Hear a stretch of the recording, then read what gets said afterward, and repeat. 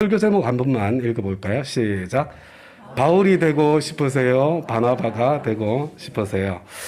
지난주일 우리는 교회를 박해하는 데 중심적인 역할을 해보던 사울이 회심하고 세례받고 증인으로서 사역을 시작하는 과정을 살펴보았습니다. 근데 이 과정에서 하나님께서는 혼자 일하지 않으셨습니다. 우리 하나님께서는 천지를 창조하실 때에도 혼자 일하지 않으셨습니다. 성부, 성자, 성령님께서는 완벽하신 공동체의 모습으로 팀워크하시는 한 분 창조주 하나님이십니다. 혼자 일하지 않으시는 하나님께서는 하나님 당신의 일에 저와 여러분까지 끼워주십니다. 저와 여러분을 사랑하시기 때문입니다. 하나님은 사랑이시며 저와 여러분을 사랑하시기 때문에 그래서 저와 여러분과 더 친해지기를 바라시고 저와 여러분에게 성장할 기회, 상 받을 기회, 그리고 더 행복해지는 그런 기회를 주시는 것입니다. 여러분 멀뚱멀뚱 쳐다보고 있으면서 친해지기 힘들지 않습니까? 함께 놀고 함께 일할 때에 친해집니다. 아무 일도 하지 않으면 우리는 행복하지 않습니다. 가치 있고 보람 있는 일을 할 때에 더 행복해지지 않았습니까? 함께 일할 때에 더 친해지고 더 행복해지지 않던가요? 하나님께서 더 친해지고 더 행복해지도록 해주기 위해서 하나님의 일에 저와 여러분을 끼워주실 때에 여러분 하나님의 초대를 절대로 피하지 마시기 바랍니다. 이런 틀림없이 남는 장사입니다. 사울을 구원하여 복음의 일꾼으로 세워가시는 과정 속에 하나님께서는 어떤 사람들을 끼워주셨습니까? 하나님께서 어떤 사람들과 함께 팀워크 하시던가요? 첫째, 먼저 예수 믿은 바울의 친척들을 끼워주셨습니다.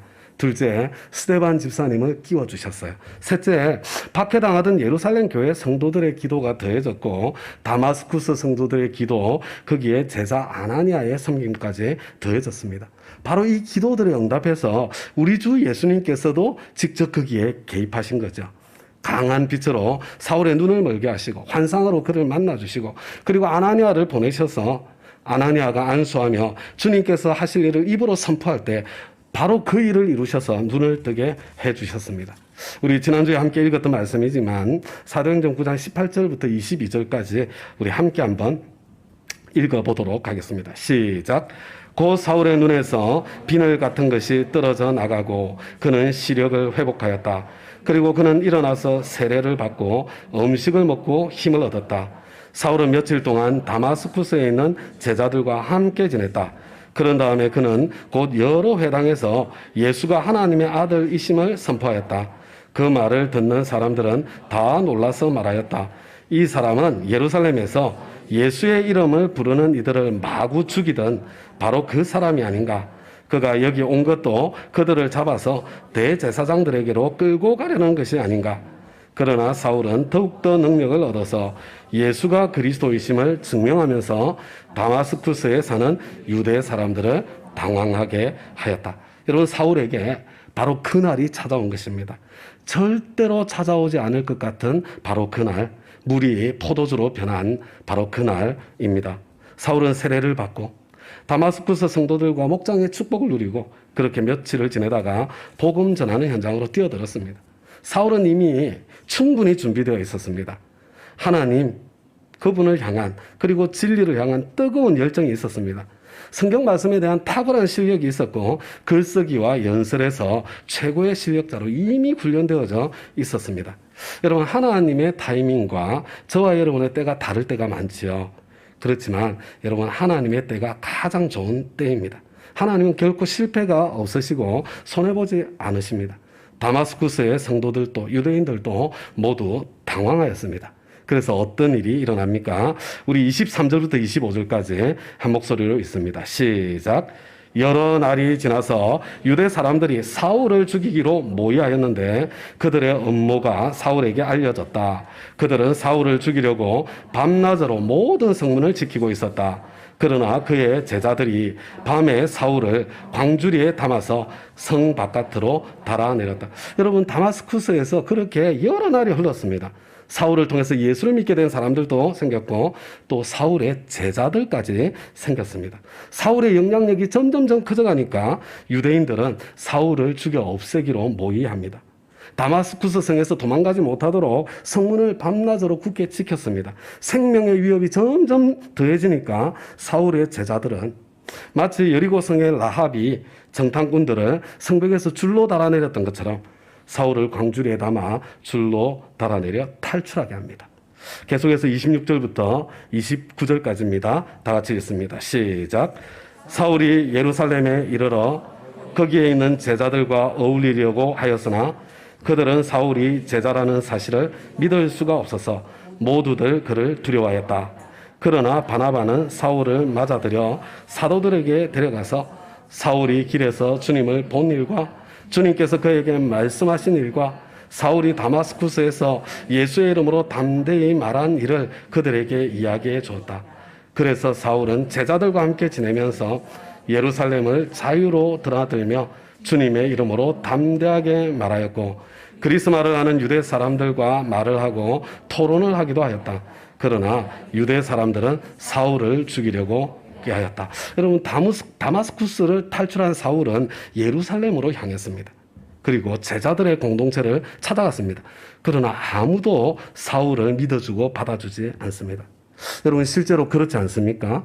어떻게 사울을 믿을 수 있습니까? 마치 이중 스파이처럼 교회를 일망타진하기 위해서 거짓으로 회개하고 세례를 받았는지 누가 알 수 있겠습니까? 그래서 기독교인들의 모든 비밀 모임 장소를 파악했다가 한꺼번에 교회를 끝장낼 수도 있는 것 아닙니까? 바로 그런 상황 속에서 오늘의 주인공 바나바가 중재자의 역할을 해준 것입니다. 하나님께서 사울을 복음의 일꾼으로 세우는 일에 바나바를 끼워주신 것입니다. 바나바는 기꺼이 사울의 후견인이 되어 주었습니다. 바나바가 없었다면 사울은 사도들과 연결될 수도 없었고 마음껏 사역할 기회 자체를 갖지 못했을 것입니다. 하나님께서 사울을 복음의 일꾼으로 세우는데 끼워주신 이 바나바는 어떤 사람일까요? 다음과 같이 여러분, 이 바나바가 성경 어디에서 제일 처음 등장했습니까? 사도행전 4장에서 등장했습니다. 우리 다 같이 사도행전 4장 36절과 37절 다 같이 읽습니다. 시작. 키프로스 태생으로 레위 사람이요 사도들에게서 바나바 곧 위로의 아들이라는 뜻의 별명을 받은 요셉이 자기가 가지고 있는 밭을 팔아서 그 돈을 가져다가 사도들의 발 앞에 놓았다. 여러분, 바나바는요 히브리식 이름이에요. 바나바입니다. 예언자의 아들 아니면 예언의 아들, 그런 뜻으로 번역할 수 있는 거죠. 근데 성경은요 위로의 아들이라고 번역하고 있습니다. 예언의 주된 역할이 바로 위로라는 뜻을 담고 있는 것 같습니다.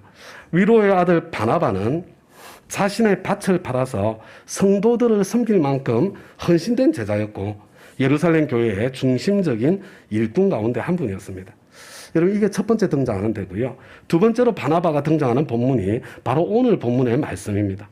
회심한 바울을 믿지 못하고 두려워하던 예루살렘의 제자들에게 사울의 보증인이 되어주고 사울을 사도들에게 연결시켜준 사람이었습니다.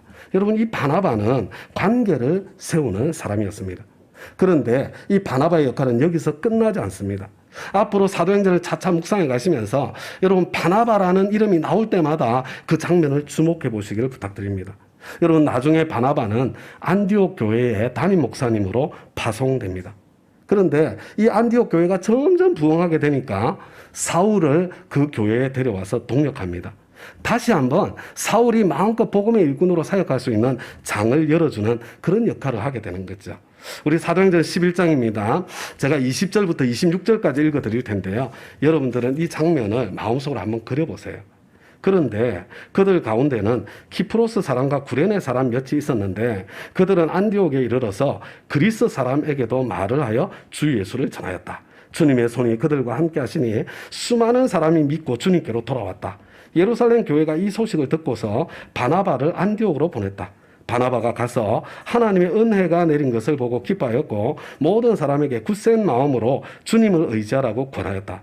바나바는 착한 사람이요 성령과 믿음이 충만한 사람이었다.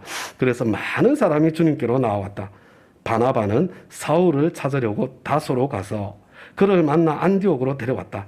두 사람은 1년 동안 줄곧 거기에 머물면서 교회에서 모임을 가지고 많은 사람을 가르쳤다. 제자들은 안디옥에서 처음으로 그리스도인이라고 불렸다. 20절을 다시 보여주시기 바랍니다. 다음과 같이 여러분, 여기서 그들은요 스데반 집사님의 순교로 그 순교를 계기로 박해를 피해서 도망치던 사람들이 그들입니다. 그런데 그들 가운데 키프로스와 구레네 출신의 신자들은요, 박해를 피해 고향을 향해서 도망을 쳤던 것 같습니다. 이 고향으로 가는 길목에 있는 안디옥에서 유대 사람들에게만 복음을 전한 것이 아니라 이방인들에게, 헬라인, 그리스인들에게도 이분들이 복음을 전한 것입니다. 그런데 성령님의 역사가 나타나면서 수많은 이방인들이 예수님을 믿게 되었습니다. 이 소식을 들은 예루살렘 교회는 바나바를 안디옥 교회의 담임 목사님으로 파송한 것입니다. 24절을 보세요. 바나바는 착한 사람이요, 믿음과 성령이 충만한 사람이었습니다. 그래서 안디옥 교회가 더 부흥했습니다. 아마도 혼자서 목회하기 힘들 정도로 부흥했던 것 같습니다. 그런데 바로 그때 바나바가 어떻게 합니까? 여러분 25절과 26절 우리 한 목소리로 한 번 더 읽겠습니다. 시작. 바나바는 사울을 찾으려고 다소로 가서 그를 만나 안디옥으로 데려왔다. 두 사람은 1년 동안 줄곧 거기에 머물면서 교회에서 모임을 가지고 많은 사람을 가르쳤다. 제자들은 안디옥에서 처음으로 그리스도인이라고 불렸다. 여러분 그 당시에 사울은요, 다소에 머물고 있었습니다. 예루살렘에서도 유대인들이 사울을 죽이려고 했기 때문에 사울을 고향 땅 다소로 피신시켰기 때문에 그렇습니다. 그런데 바나바는요, 지금 이 다소는요, 안디옥에서 거리가 한 130km 정도예요. 여러분 옛날에 그 당시에 직선거리로 130km 떨어져 있는 데는요, 굉장히 먼 데입니다. 그런데 이 다소까지 바나바가 직접 사울을 찾아가는 거예요. 그리고 안디옥으로 데려온 겁니다. 그리고 둘이 함께 동력하며 성도들을 훈련시킵니다. 그 사역의 결과로 주변 사람들이 예수님을 믿고 따르는 안디옥 교인들을 그리스도인이라, 기독교인이라 처음으로 부르기 시작했다는 거예요. 여러분 사실 그때까지만 해도 기독교인들은 경멸의 의미가 담겨있는 나사렛파라고 불리는, 이 갈릴리 사람들이라고 불리는 그런 사람들이었는데, 그런데 안디옥에서 이들이 그리스도인이라는 영예로운 이름을 얻게 된 것입니다. 안디옥 교회가 더 크게 부흥하고 성장합니다. 하나님께서는 안디옥 교회에 선교사를 파송할 것을 명하시는데, 여러분 안디옥 교회의 담임 목사님이었던 바나바, 그리고 가장 탁월한 교사였던 바울, 두 사람이 선교사로 뽑혀서 파송을 받게 됩니다. 여기서는 우리 사도행전 13장을 살펴볼 때 우리가 자세히 살펴볼 거예요. 안디옥 교회에 파송을 받은 바나바와 사울은 마가를 데리고 제1차 선교 여행을 떠납니다. 이 1차 선교 여행 중에 여러분 사울이 바울이라는 이름으로 이렇게 바뀌게 되는 거예요. 사도행전을 자세히 읽어보면 처음 출발할 때는 바나바와 사울이 떠납니다. 그런데 중간에 사울과 바나바로 이름의 순서가 바뀌어요. 14장에 가면 바나바와 바울로 또 바뀝니다. 그리고 또 15장에 가면 다시 바울과 바나바로, 그리고 완전히 변하게 되는 것을 보게 되죠. 선교지에서 바울의 역할이 점점 커져가니까 선교팀 리더의 역할을 했던 바나바가 바울에게 리더십을 넘겨주었던 것이 아닌가, 그렇게 생각이 되어집니다. 여러분 이 바나바는 사람을 발탁하고 기회를 주고 마침내 자기보다 더 탁월한 사람으로 마음껏 사역할 수 있도록 길을 열어주는 사람이 바나바였습니다. 그런데 1차 선교 여행을 다녀온 후 2차 선교 여행을 계획하면서 바나바와 바울 사이에 큰 충돌이 일어나게 되지요. 우리 다 같이 사도행전 15장 36절부터 41절 제가 읽어드릴 테니까요. 여러분 눈으로 따라오세요. 며칠 후에 바울이 바나바들을 말하되 우리가 주의 말씀을 전한 각 성으로 다시 가서 형제들이 어떠한가 방문하자 하고, 바나바는 마가라고 하는 요한도 데리고 가고자 하나 바울은 밤빌리아에서 자기들을 떠나 함께 일하러 가지 아니한 자를 데리고 가는 것이 옳지 않다 하여 서로 심히 다투어 피차 갈랐으니, 바나바는 마가를 데리고 배 타고 구브로로 가고 바울은 신라를 택한 후에 형제들에게 주의 은혜에 부탁함을 받고 떠나 수리아와 길리기아로 다니며 교회들을 경고하게 하니라. 여러분 36절을 다시 보여주시기 바랍니다. 여기서 며칠 후는요, 바나바와 바울이 안디옥 교회 대표로 예루살렘을 다녀온 며칠 후입니다. 바울이 그때 2차 선교 여행을 제안하는 거예요. 근데 여기서 큰 갈등이 생기는 겁니다. 39절을 보여주십시오. 여러분 서로 심히 다투어 피차 갈랐으니, 여러분 바나바와 바울이 서로 싸워서 갈라서는 안타까운 일이 생깁니다. 그 결과로 바나바와 마가는 함께 선교여행을 먼저 떠나버리고요. 그러니까 바울은 신라와 함께 뒤이어 떠나는 그런 모습이 연출이 된 거죠. 다음 가족 여러분, 근데 한번 생각해 보세요. 바나바가 누굽니까? 예루살렘 교회 최고의 인격자 중에 한 분이었습니다. 위로의 아들이라는 별명까지 얻을 정도였습니다. 자기 부동산을 팔아서 헌금하여 교회를 섬겼고, 안디옥 교회로 파송을 받았을 때 그 교회를 크게 부흥시킨 사람이었습니다. 안디옥 교회 담임 목사님으로 섬기고 있는데도 기꺼이 선교사로 파송받았던 그런 분입니다. 저희 모든 사람들이 바울에 대한 의심의 시선을 거두고 있지 않을 때에도 바울의 친구가 되어 주었고, 그 바울을 발탁해서 위대한 하나님의 사람으로 살 수 있는 길을 열어주었다. 한 번이 아니라 여러 번 열어주었던 사람이 바로 바나바예요. 바울은 누구입니까? 안디옥 교회 최고 실력 있는 교사였고, 하나님께서 복음의 일꾼으로 탁월하게 써주셨고, 여러분 신약 성경의 거의 3분의 1에 해당되는 분량을 바울을 통해서 저와 여러분에게 주시지 않았습니까? 그런데 이 바나바와 이 바울이 심하게 대판 싸워서 갈라선 것입니다. 여러분, 우리 교회로 치면요, 저하고 이경준 목사님하고 대판 싸워서 갈라졌다고 한번 생각을 해보세요. 아마도 안디옥 성도들에게 크게 상처가 되지 않았을까, 그런 생각을 해보게 됩니다. 다음 가족 여러분, 천하의 바울과 천하의 바나바가 심하게 싸웠습니다. 하나님의 사람들끼리도 싸울 수 있습니다. 그냥 싸우는 것이 아니라 심하게 대판 싸울 수도 있습니다. 물론 가슴 아픈 일이지만 여러분, 그렇다고 이거 너무 이상하게 생각할 필요도 없고요. 여러분, 그런 일 때문에 너무 낭망하실 필요도 없습니다. 여러분, 거꾸로 반대로 좀 생각을 하세요. 아, 인간이 이런 존재로구나. 인간이라는 존재가 이것밖에 되지 않기 때문에 이것밖에 안 되는 인간을 위해서 하나님께서는 독생자를 십자가에 내보내실 수밖에 없었던 것이로구나. 이것밖에 안 되는 인간임에도 불구하고 그런 우리를 하나님 나라를 위해서 끼워주시고 기꺼이 써주시는 것이로구나. 여러분, 좀 나 자신을 이해하고 인간을 더 깊이 이해하는, 그래서 인간을 또 나도 불쌍히 여기는 그런 통로가 되었으면 좋겠습니다. 사실은 여러분, 싸우지 않는 것이 더 파괴적이고 더 건강하지 못할 때도 적지 않습니다. 완전한 정의가 구현되면 싸우지 않습니다. 그러나 세상에 완전한 정의가 구현되어서 싸우지 않는 경우는 거의 없습니다. 힘의 균형이 깨어지면 싸울 수가 없습니다. 약한 쪽이 일방적으로 손해를 감수하고 희생하고 섬기면 싸우지 않습니다. 싸우지 않는 부부가 실제로는 싸우지 못하는 부부인 경우가 적지 않게 있습니다. 여러분, 싸우지 못하는 부부, 건강하지 못한 것입니다. 사실은 불쌍한 부부입니다. 여러분, 그런 경우에는요, 분도가 점점 쌓여가게 되어 있습니다. 그래서 기회가 오면, 그날이 오면 걷잡을 수 없는 세계 3차 대전이 일어나게 되는 것입니다. 문제가 뭐예요? 그날은 반드시 온다는 것입니다. 갱년기를 조심하시기 바랍니다. 여러분, 지금부터 미리 대비하셔야 됩니다. 하나님께서는 저와 여러분의 부족함과 약함을 알기에 서로 사랑하라, 서로 복종하라, 서로 용납하라, 여러분 그렇게 계속 반복해서 명령하고 계신 것입니다. 다음 가족 여러분, 이전에도 여러 번 따라서 해보셨지만 저와 여러분의 삶의 일부가 되어야 될 말이 있습니다. 따라서 해보겠습니다. 그럴 수도 있지. 그럴 수도 있지.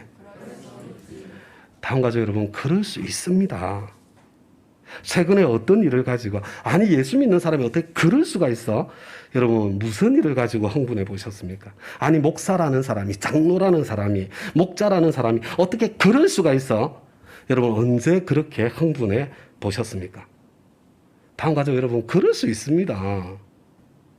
사도 바울도 바나바도 그럴 수 있는데, 다윗도 그랬는데, 여러분 그럴 수도 있지, 사연이 있겠지. 여러분 좀 그렇게 생각하시면서 여러분 지금부터 내 마음을 넓히는 훈련을 하셔야 여러분 그날을 넘어갈 수 있는 거예요. 그런데 이 바울과 바나바는 왜 싸웠을까요?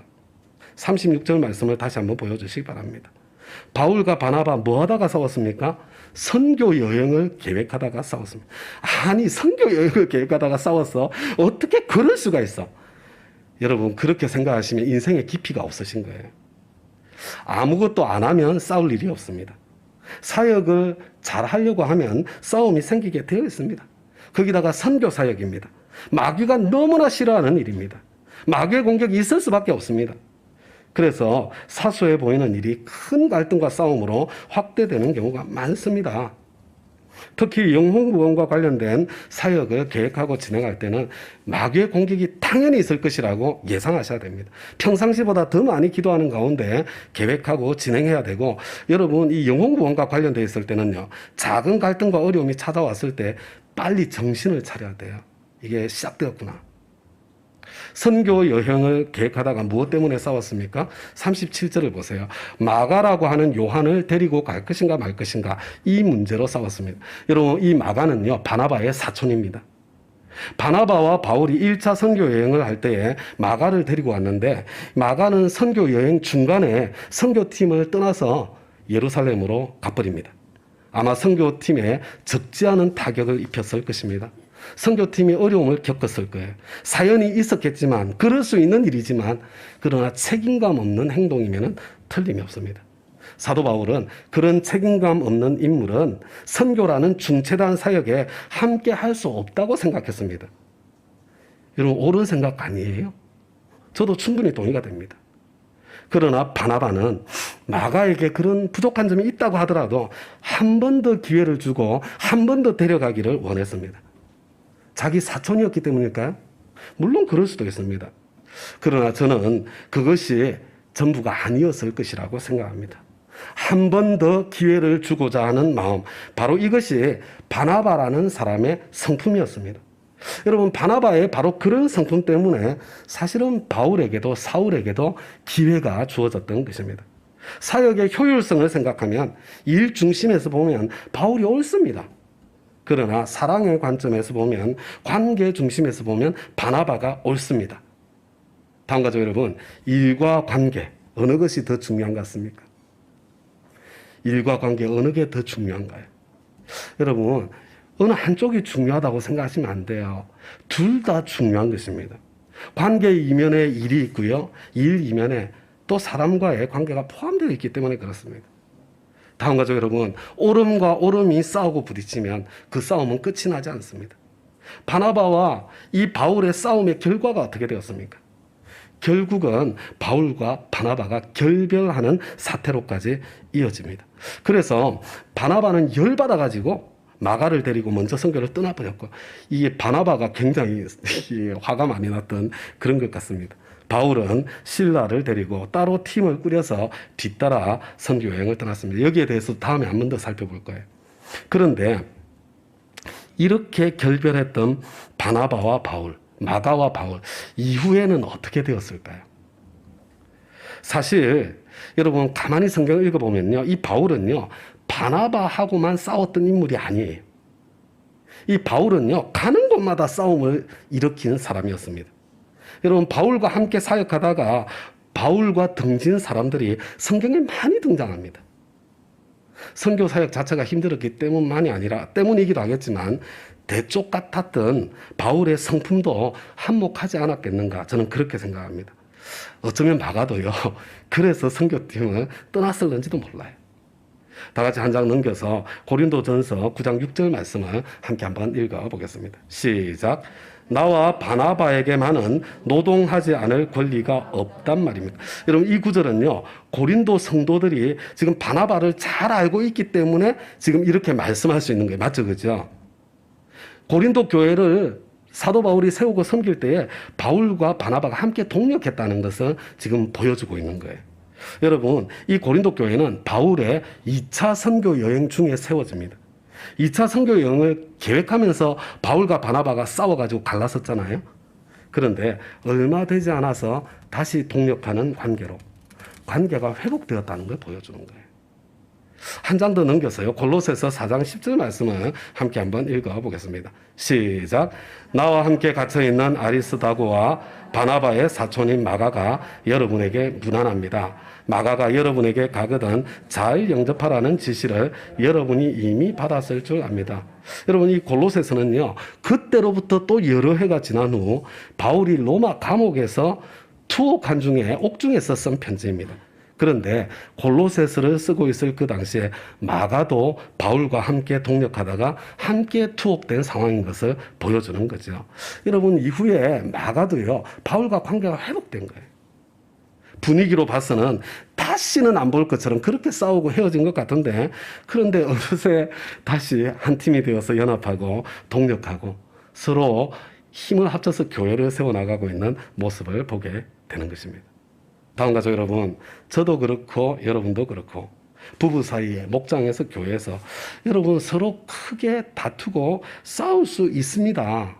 그럴 수 있어요. 여러분, 그냥 우리 안에서 싸움이 일어나는 것 이상한 일 아닙니다. 지극히 정상적인 일이에요.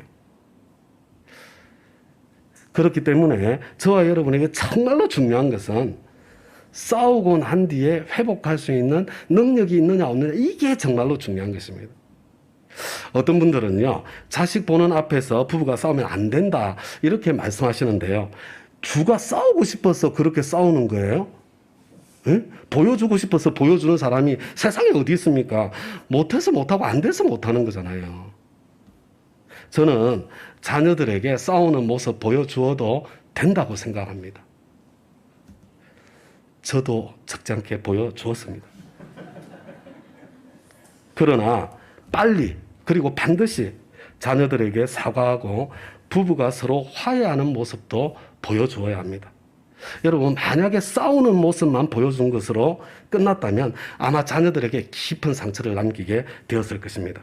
그러나 신속하게 화해하는 모습까지 보여주었다면, 여러분, 인간은 약해서 다툴 수밖에 없는 존재이며 다투는 것은 이상한 일이 아니라는 것을 자녀들에게 알게 해준 것이고요. 그것을 넘어서 관계를 회복하는 능력까지 자녀들을 보여서 가르쳐주게 되는 통로가 된 거잖아요. 그런데 저는 이렇게 이 관계가 회복된 것이 한 번 더 기회를 주었던 바나바의 성숙되고 따뜻한 성품과 역할 때문이었다고 생각합니다.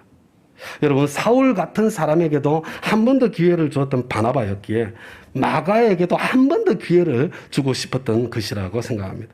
그런 바나바였기 때문에 다시 바울에게 손을 내밀고 또 한 번 더 기회를 주지 않았을까 생각해 보는 것입니다.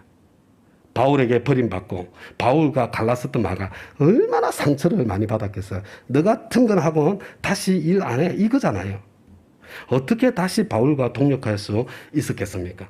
바울과 결별하고 바나바와 더불어 함께한 그 기간에 바나바의 신앙과 성품을 보고 배웠기 때문은 아닐까요? 예수님께서는 화평케 하는 자는 복이 있나니 저희가 하나님의 아들이라 일컬음을 받을 것이며 라고 말씀하셨는데, 여러분, 바나바야말로 바로 그 화평케 하는 사람의 대표였습니다. 여러분, 우리 몸의 각 지체는 관절을 통해서 연결되는데 바로 각 지체를 연결하는 관절의 역할, 마디의 역할을 하는 사람이 바나바였습니다. 바나바는 마가에게 한 번 더 기회를 주었고, 그래서 마가는 복음의 일꾼이 되어서 나중에 바울과 동력하고요, 베드로와 동력하고요, 복음을 전하면서 교회를 세우고요, 마침내 마가 복음을 남겨서 저와 여러분까지 섬기게 된 것입니다. 다음 가족 여러분, 이제 오늘 설교를 마무리하며 제가 한 가지 여쭤보겠습니다. 여러분은 어떤 신앙인으로 성장해 가고 싶습니까? 여러분, 바울 같은 사람이 되고 싶으세요? 바나바 같은 사람이 되고 싶으세요? 이런 이야기 쉽게 할 수 없지만요, 여러분, 천국에서 누가 정말로 큰 사람일까요? 여러분, 바울 같은 사람이 더 큰 사람이겠습니까? 바나바 같은 사람이 더 큰 사람이겠습니까? 다음 가족 여러분, 우리 하나님은 혼자 일하지 않으십니다. 함께 일하기를 좋아하시는 사랑의 하나님, 곧 관계의 하나님이십니다. 그래서 우리가 함께 팀워크하는 공동체로서 사랑으로 하나된 모습을 이룰 때에 그 안에서 저와 여러분이 행복하게 하나님이 주신 그 풍성함을 누리며 살아갈 때 그런 우리를 통해서 하나님의 참모습이 세상에 드러나고 세상에 전해지는 것입니다. 그래서 하나님께서는 그리스도의 몸인 교회에서 마디의 역할, 관절의 역할을 하는 사람, 연결하는 사람을 찾고 계십니다. 그런 사람을 통해서 하나님께서 거하시는 하나님의 처소인 교회가 여러분 교회답게 세워지는 것입니다. 교회가 그리고 목장이 서로 한 팀이 되어서 하나가 되어서 행복하게 동력하기 위해서는 여러분 바나바와 같은 사람이 절실하게 필요합니다. 그리고 바나바와 같은 사람이 있는 공동체라야 바울도 배출되고 마가도 배출되는 것입니다. 제가 오늘 목회 편지에 간단하게 언급했는데요. 2주 전에 하나복 세미나를 우리 교회에서 건물을 빌려주어서 했거든요. 그래서 제가 이제 강의도 이렇게 주섬주섬 옆에서 열심히 들었습니다. 근데 하나복 네트워크에서 어떤 신앙의 성장의 모델을 지향하는지 이게 선명하게 들어오더라고요. 아, 이분들은 예수 닮아서 성장하는 것은 이런 모습이다. 선명한 그림을 같이 가지고 있구나. 이런 생각을 하게 되었습니다. 그래서 이 강의를 듣는 중에요. 우리 교회는 나는 어떤 사람이 예수를 닮은 바로 그 모습이다. 그런 그림을 가지고 있는가. 제가 스스로를 질문해 본 거예요. 여러분, 우리 교회가 이게 바로 성숙한 그리스도인의 모습이에요. 예수 닮은 사람이에요. 여러분, 이런 공통의 그림 우리 교회가 가지고 있습니까? 없습니까? 가지고 있어요, 없어요? 우리 교회에 함께 우리가 지향하는 표대 같은 여러분 그 모습이 있어요, 없어요? 우리 교회에 그 그림이 있더라고요. 여러분 그 그림이 뭔 것 같습니까? 뚜리 시옷. 벌써 다 까먹으셨어요? 이경주 목사님. 20년 동안 가르쳤는데 뚜리 시옷. 신앙과 실력과 성품의 사람. 그런데 다음 가족 여러분, 이 3COC 어디에서 나온 줄 알고 계세요? 우리 한 장 넘겼어요. 누가복음 2장 52절 말씀 저와 여러분 함께 한번 읽어보겠습니다. 시작. 예수는 지혜와 키가 자라고 하나님과 사람에게 더욱 사랑을 받았다. 근데 여러분 한번 보세요. 이 3COC면요. 하나가 빠진 것 같지 않습니까? 제가 보니까요. 예수님처럼 닮아가는 사람은 3COC이 아니라 4COC이 돼야 되는 것이 틀림이 없는 것 같습니다. 여러분, 예수님께서 먼저 키가 자라가지 않으셨습니까? 여러분, 예수님 닮은 제자는요, 예수님 닮아가는 제자는 신체가 건강해야 됩니다. 저처럼 비만이 되면 안 되는 것입니다. 뚱뚱한 달마대사는 그림이 그려지는데 뚱뚱한 예수님은 도무지 잘 어울리지 않는 것 같은 그런 느낌이 듭니다. 제가 하도 이렇게 요요가 심해가지고요. 이제 포기해야지 뭐 이런 생각이 들었다가 아니야. 예, 건강하도록 그래도 계속 운동해야지. 제가 다시 한 번 더 노력하기로 결심하게 되었습니다. 여러분, 예수님 닮은 제자는 지혜, 실력에서 자라가야 됩니다. 여러분, 예수님 닮은 제자는요, 나의 전문 분야에서 무능하다는 소리를 들어서는 안 됩니다. 치열하게 공부하고 노력해야 합니다. 여러분, 업무 실력을 기르기 위해서 하는 공부는요, 성경 공부만큼 중요한 거예요.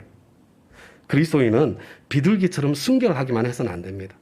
뱀처럼 지혜롭기까지 해야 되는 거예요. 예수님 닮은 제자는 하나님께 사랑스러워 가는 것, 신앙에서 여러분 하나님과의 관계에서 지속적으로 성장해 가야 됩니다. 여러분, 우리 신앙생활이 지속적으로 성장해 가기 위해서 제가 한 가지만 부탁을 드린다면, 여러분, 저는 날마다 경청의 방 큐티를 갖는 습관, 여러분 이거 하나를 확립하시기를 제가 부탁드려요. 이거 빈말 아니에요. 여러분, 이것만 되면 여러분 하나님과의 관계는 세월이 간 만큼 좋아지게 되어 있습니다.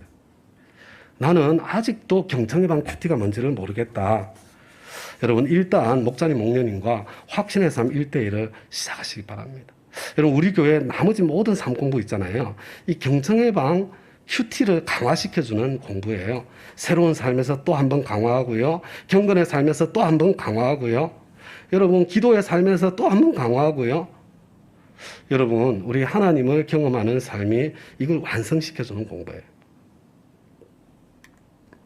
마지막으로요, 사람에게 더 사랑스러워 가는 것, 바로 성품의 영역에서 자라가는 것입니다.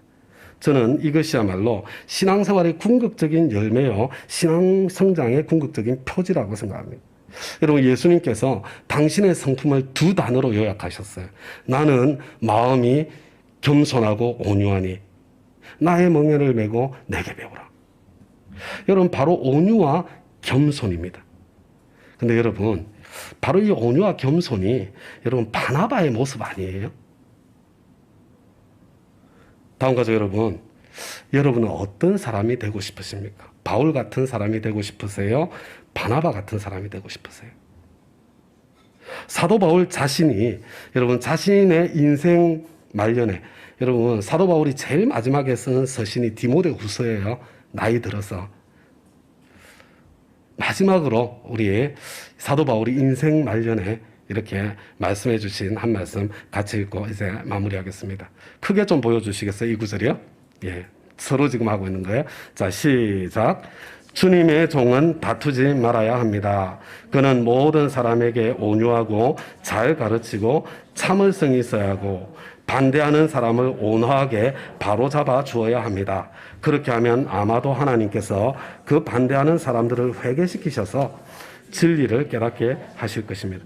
다음 가족 여러분, 이 일 중심으로 사역에 헌신하며 달려가시는 분들 너무나 소중한 분들이에요. 바울 같은 분들입니다. 존중하고 귀하게 여겨야 됩니다. 그러나 여러분 그 사역이 사랑의 관계까지 더해지면 더 왕성해지고 더 빨라진다는 것을 아셔야 돼요. 관계를 세우려면 속도가 느려지는 것 같잖아요. 근데 실제로는 그게 더 빠른 길입니다. 그것을 빨리 깨달아 알수록 더 좋은 것입니다. 여러분 사실 사도 바울은 사역의 초창기에 가는 데마다 논쟁하고 다투고 싸웠습니다. 그리고 논쟁에서 이겼어요. 근데 평생 그렇게 사역을 해본 결론이 논쟁으로는 복음이 전해지지 않더라는 것입니다. 그래서 마땅히 주의 종은 온유하고 겸손해야 된다는 거예요. 다투지 않아야 된다는 겁니다. 그래야 열매가 더 풍성하다는 것입니다. 자기 삶으로 배운 것을 자신의 믿음의 아들 디모데에게 지금 유언처럼 남겨주고 있는 메시지가 바로 이거예요. 다음 가족 여러분, 바나바와 같은 사람이 많은 공동체일수록 바울 같은 일꾼이 더 많이 배출될 수 있는 것입니다. 저와 여러분 주위를 한번 둘러보십시다. 여러분 실력은 탁월한데 일은 정말 잘하는데 포텐셜은 정말 대단한데 근데 같이 일하고 싶지는 않아. 저 사람하고. 성품이 아쉬운 분들이잖아요. 내가 그렇게 열심히 섬겨주었는데도 오히려 나를 무시하고 나에게 처받는 사람. 혹시 그런 사람은 없습니까? 저와 여러분 주위에 혹시 하나님께서 나에게 맡겨주신 나의 사울은 아닐까요? 이제 너하고는 끝이야 하고 혹시 마음으로 제껴버린 그런 사람 혹시 없습니까? 한 번 더 기회를 주어야 하지 않겠습니까? 복음을 위해서 살 수 있는 기회, 헌신할 수 있는 기회, 회복할 수 있는 기회 한 번 더 주어야 되지 않을까요? 여러분 혹시 저는 좀 바울과에 가까운 사람이거든요. 혹시 제가 좀 실수를 하더라도 저에게도 꼭 다시 한 번 더 기회를 주시기를 부탁드립니다. 여러분, 우리는 서로에게 언제까지 한 번 더 기회를 주어야 할까요? 한 번에 한 번씩 해야 되지만요. 70번씩 7번이라도 저와 여러분에게 기회를 다시 주시는 우리 주님처럼 여러분 주님께서 그만하라고 말씀하실 때까지 한 번 더 기회 주기를 계속해야 되지 않겠습니까? 저는 이 바나바의 모습이 우리 신앙 성장의 목표점이 되었으면 정말 좋겠습니다. 이제 다 함께 자리에서 일어나셨어요. 우리 하나님께 결심하며 찬양할 텐데 주님 우리 교회는 한 번 더 기회를 주는 바나바와 같은 사람들이 가득해서 수많은 바울들이 배출될 수 있는 그런 교회가 되게 해주세요. 그렇게 기도하는 마음으로 우리 교회에 일어나라 2번 우리 반복해서 찬양하겠습니다.